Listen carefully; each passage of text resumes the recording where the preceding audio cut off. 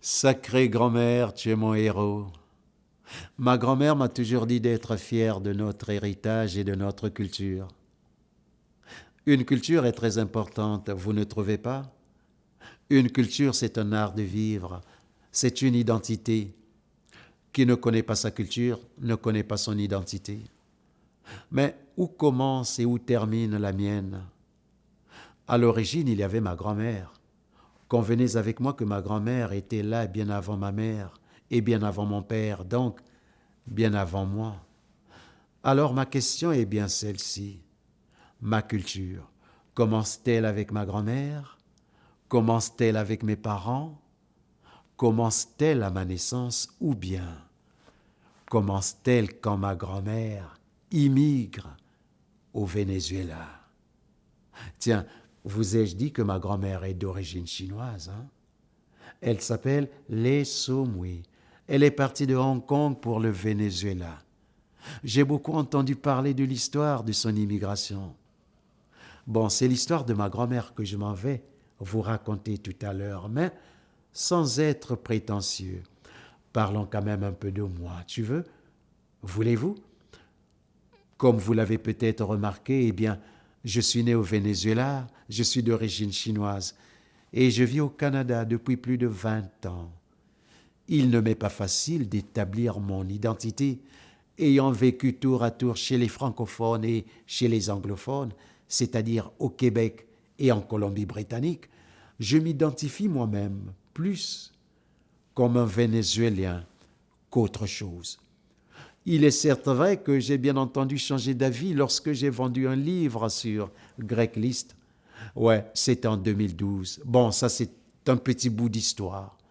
Et ne me demandez pas de quoi il parlait mon livre, sinon je vais m'égarer.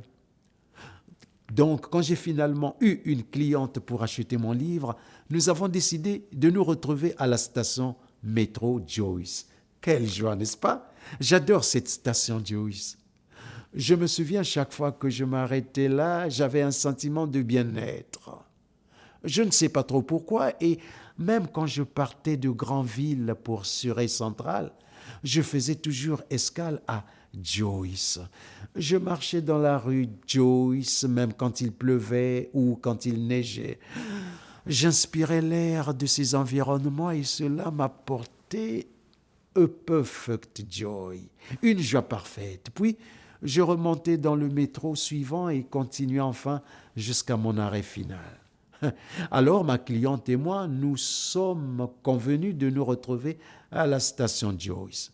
Mais à Joyce, il en sort du monde fou, des gens de toutes les couleurs, et parfois les couleurs se ressemblent à Joyce, et comme vous savez aussi bien que moi, que tout ce qui se ressemble s'assemble. Alors ils s'assemblent tous à Joyce, et tous éprouvent une joie parfaite. Ils ont tous le même sourire pur, honnête et attirant. C'était au temps où, ce temps lointain où on ne portait pas de masque, chaque sourire que tu rencontrais à cette époque t'invitait à sourire.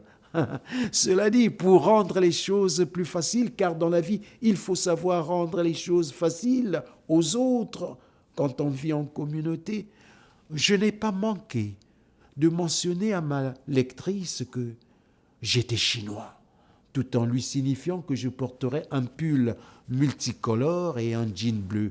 Soyons bien d'accord, pour une fois, chercher un Vénézuélien latino dans une station comme Joyce ne serait pas facile. Autant aller chercher une aiguille dans un sac de foin. Voilà, je l'ai donc dit que j'étais chinois. Mais dès que j'ai dit cela, je me suis arrêté quelques minutes et j'ai commencé à douter de moi-même. Pendant tout ce temps, j'ai pensé que j'étais vénézuélien et puis, comme ça, tout d'un coup, j'étais chinois. Mais enfin, voyons, ça n'a pas de bon sens, ça. Et c'est à ce moment-là que j'ai pensé à l'histoire de ma grand-mère. Oh, sacrée grand-mère,